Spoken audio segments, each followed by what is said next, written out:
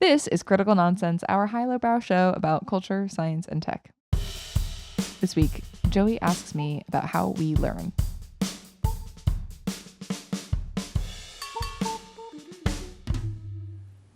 Woo!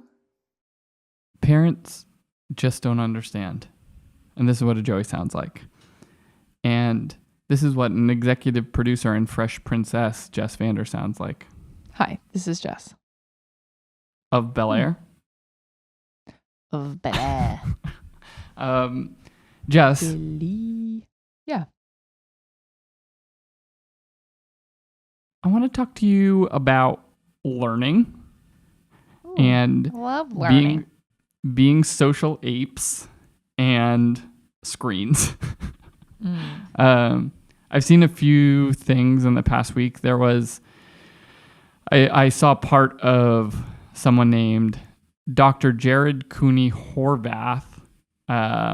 He's a neuroscientist and educator, and he was speaking in front of Congress in a congressional hearing about screens in schools and things of this nature. And he was talking a lot about the data, about how as policies around every child getting a computer in school is directly correlated with subsequent declining test scores within those schools, and about how this policy has obviously had the best of intentions, providing access in a more equal opportunity way from city or state levels.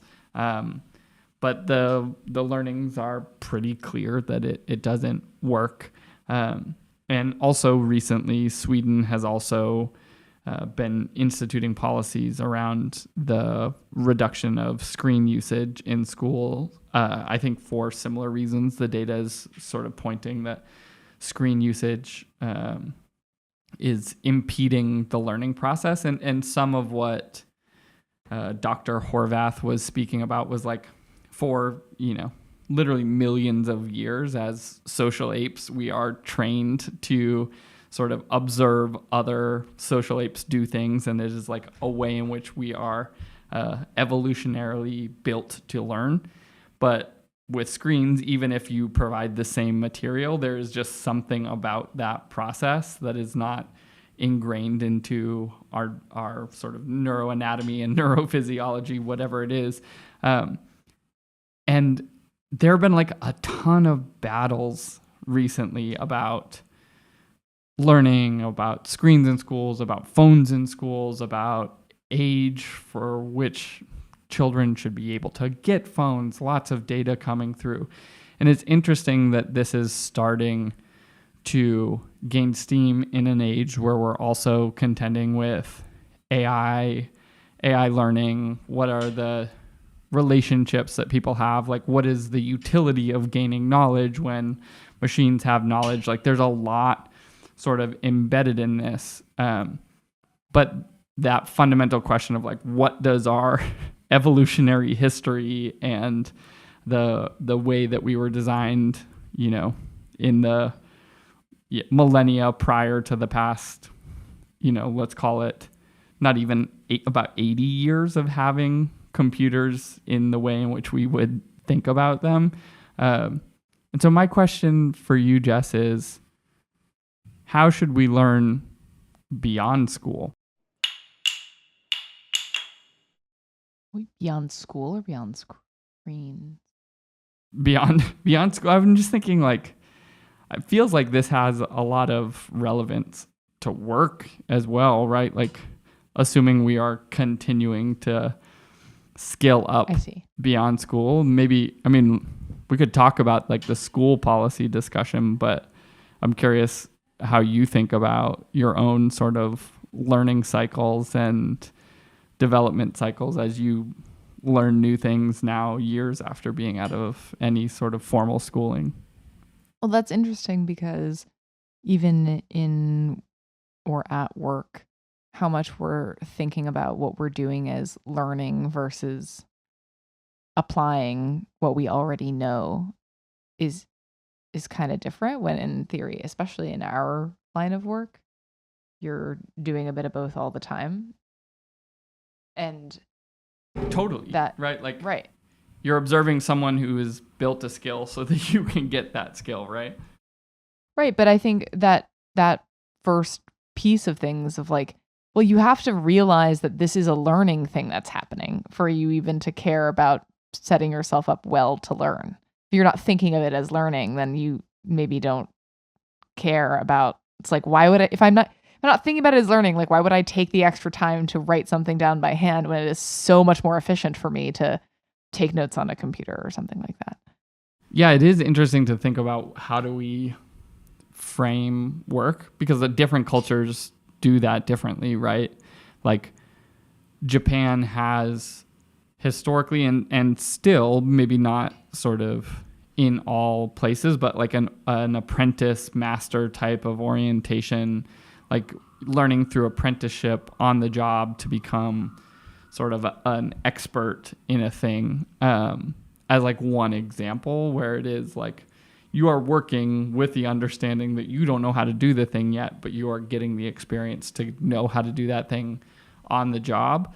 Whereas it feels like, you know, at least in my experience of the sort of Western United States like way of working, it is like you're being paid. We all sort of, if you are more senior in an organization, there's like the quiet part of like understanding that more junior people on a team don't provide a lot of value today, but you get paid. And at some point that trade-off happens. We spoke about that in the past, about sort of the Substack conversation where people who built up like understanding through an organization, and once they were good enough and had a following, like jump ship, opened their Substack, made more money, but weren't sort of passing that learning down the way that they received it. But I don't think we think about work I'll speak for myself, but I think observationally, I don't think we think about work as like learning and training, at least in like current discourse about work, right? Right. Or, you know, like the pressure that somebody might feel, and understandably so, like the minimum job requirement of like, what do you need to already know to be able to do the baseline of your job, which is different from what you'll need to know or learn to get better and progress and grow.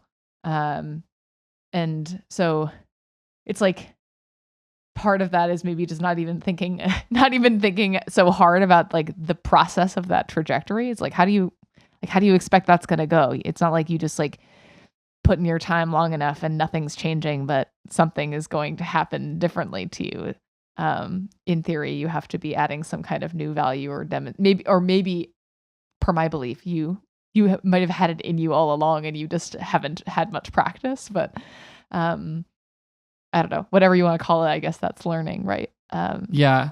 I mean, I think there are things within even our company that are oriented towards like in the skills growth grid that we have, like in that first band where like strategists and designers are, it's like labeled like do and learn in that. And we have certain things that we're doing for like continuing education or you know, the culture and learning budget and things like that. But it is, you know, some of the learning is expected to just be happening through reps and exposure and practice. And then some is sort of more formal, but like the formal aspect is reduced because, you know, the way in which structures are set up, you need to be able to like be making money to pay people to be able to then do more things.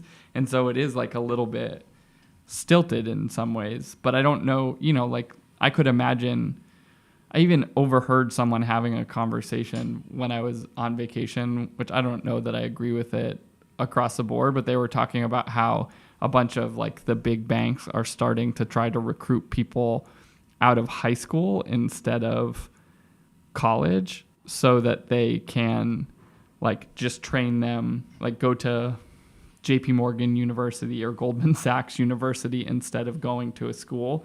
So they're getting on the job training through like education, which is like an interesting idea. I don't know whether that will actually play out, but it is sort of an interesting conversation in changing the dynamic of like degrees are really expensive right now. There's questions of like how much value they're providing and putting a lot of people in debt. Like you can imagine that system changing, right? Yeah, and also with all these robot agents everywhere, like how much patience will various systems and industries have for teaching before they're like, well, you're not very good. And this is not as good as the computer.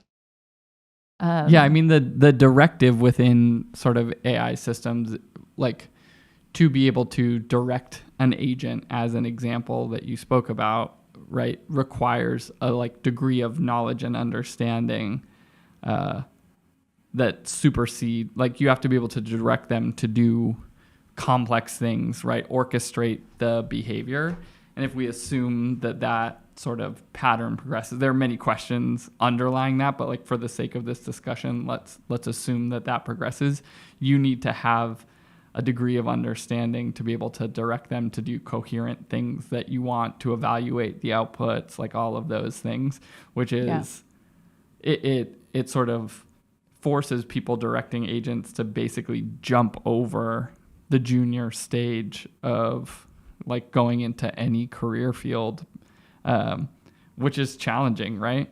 Yeah, it maybe this is a weird example, but I was like, oh, maybe it starts to look more like medicine, where you spend so much longer getting educated, and you much later in life then begin practicing, because you're not useful until you can do all of the things, and it takes you a really long time to get good enough where that's relevant to the workforce. Totally. And but that then it makes sense of like if you're going at 18 to work somewhere to get training as opposed to paying to be educated, right? Like in theory, there's a different value exchange that can be worked out in that context. But I don't know. I mean, I think the bigger question of how do we learn, right? To me, what this pen and paper and observational dynamic that is showing up in sort of the educational data and sort of these large scale economic studies of how like education policy is impacting test scores and readiness and reading ability and all of these things is signaling, if I carry it to the next stage of life, that being able to be educated on the job requires some amount of direct observation in person. To me, yeah. that sort of like, particularly for more junior or newer talent coming into an industry, like requires in-person learning. Yeah. I mean, it's something we've already observed in like the remote, the switch to remote as a result of the pandemic, and it hitting junior level talent the most is like being not getting that exposure is really, really challenging for, and not even just learning from a like very technical standpoint, also just like the social aspects of things, and just like learning the dynamics of the workplace and things like that you can catch in between moments, and like the interstitial interactions, like they're all, which is, and that's not just in explicit teaching moments. It's like all these sort of like auxiliary learning opportunities that emerge that aren't planned or structured. Yeah, like osmotic learning, right? Like you're just absorbing through random observations, overheard conversations, like perceived dynamics between groups, whatever it is. I mean, to me, I feel like candidly my response to a lot of this, and particularly seeing the portion of that hearing with Dr. Horvath, was one of the key things that he opened with was Gen Z is now the first generation in recorded history since we've been recording things like test scores and whatever, which is, a little over 100 years. It's not forever, but like what we've observed is every generation got smarter than the last generation, and now Gen Z is the first generation that is declining. And so much of this is almost like wrong place, wrong time. Yeah. Like it's not their fault, right? Like COVID happened and people weren't in the workplace and Oh, no. they weren't able to go into school or to college, or, the computers were prevalent and cheap enough at that point where they were getting computers in school and we were testing new learning methods. Like, look at what this wonderful technology is providing in all these other places. Right. Of course, Right. people would think it made sense to like show up in schools and in educational practices. If you're going to have to use computers so much when you're a professional, then why wouldn't you need to learn how to use them effectively when you're Right. a student? But like, we're hitting this moment where it's like all of these compounded things are like, the data is coming back and it wasn't good. And I just feel bad that, that this is a sort of dynamic that they're saddled with. Oh boy. Well, how do we know anything about when it's too late? Like, does this always work? Is it? I mean, Can we it correct seems like for it people are with tons going of paper back- now? Yeah, like it seems like Sweden is like going back to like pen and paper and both like the motor skills of writing things down, removing screens from the process, as as strange maybe as it is, or like could be perceived as sort of like Luddite behavior. It is a method that we knew was demonstrating like efficacy over time. And so there are probably hybrid models of how problems could be solved with the introduction of technology in specific and limited capacities, right? But at the same time, as human, like our motor function is integrated with so many other parts of our body, and we already know like writing down notes versus typing notes increases retention if you're like in a meeting or in a lecture. Like we could fight the fact that that's true or do any other thing, or just be like, actually just take notes by hand. It's more valuable and you'll remember more things. And I think some of it is this sort of march of technology and us fighting against sort of what is inherently ingrained in our like evolutionary biology. Yeah, so maybe that you could have a extra widget and a special button and another twisty turny knobby thing that makes it better, and it does actually work. Or you could just like do the simple Occam's razor thing. Like, Yeah. or that also I'm like, works. You could just do that one. Like Aaron loves his Remarkable, which is like a writing tablet. It's like paper ink display. Like, sure, maybe that is like an example where the line is blurred appropriately. At the end of the day, Yeah. also though, is like, is it cheaper, more cost effective, like than just buying like a composition notebook and writing that? Like, I don't know. Right. But like it feels a little bit maybe like we got caught reinventing the wheel and we shouldn't have. The wheel was like pretty sweet. The wheel Yeah. slaps, actually. Yeah. We were learning a lot. You wanna try and wrap this one up? I think we went more places than I was anticipating in this discussion. Me too. Maybe that was my fault. Well, I don't know. How do we learn outside of school? It might just be trying some old standbys. That is sort Just of play what the I'm hits. gathering. Yeah. Just play the hits. Or not, but it's worth a shot. That's, I think, where we're landing. It's worth a shot. Just like be around people and just do the old fashioned way. Maybe has something to say for itself. Yeah. So who knows yet. Get a then pen and paper. that's- At the very least, Yeah, okay. get a pen and paper. Okay, yeah Maybe a pencil. yeah with our arthritic claws. Anyway,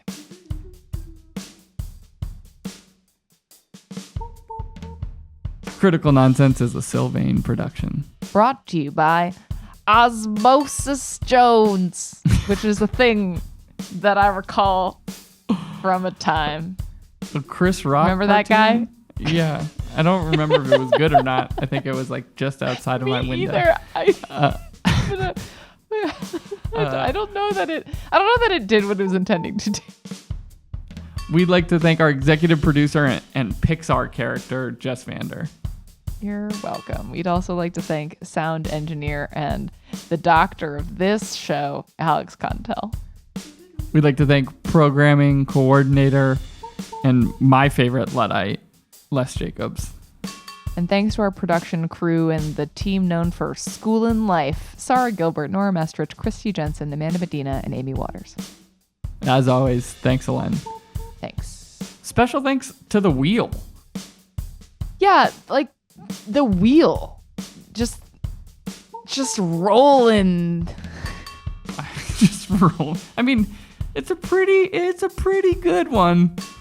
Discovery of Fire, the wheel, like bangers. I mean, the wheel can really get it. Let us, while we're at it, acknowledge the other simple machines.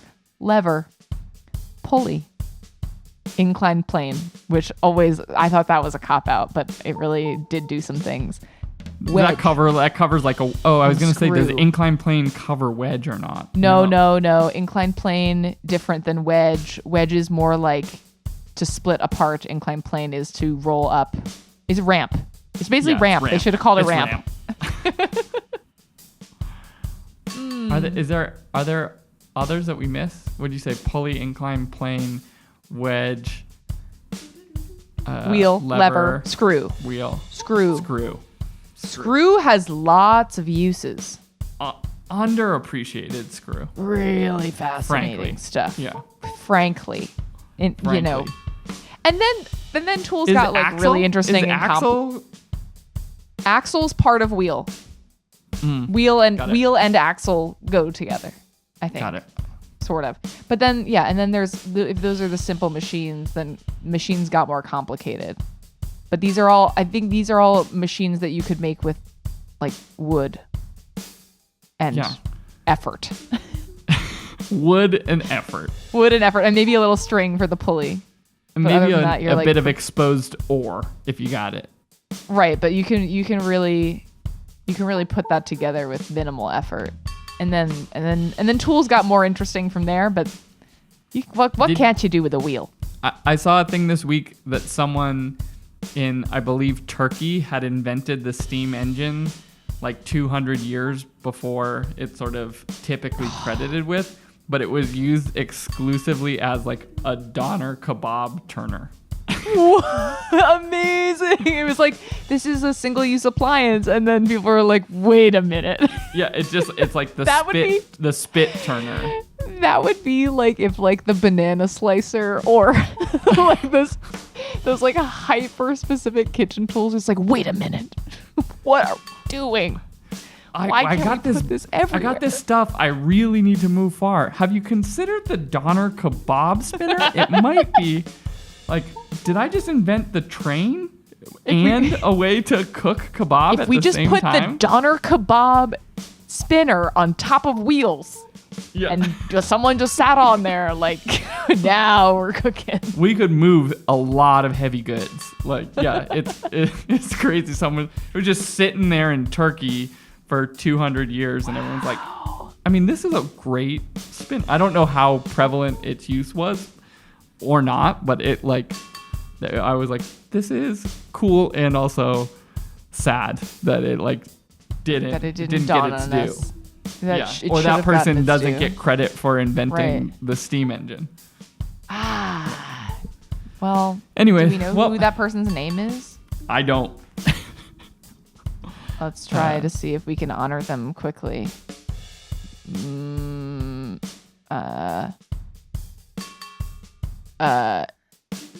Taqi al-Din in 1551, if this Reddit thread is real. Taqi al-Din.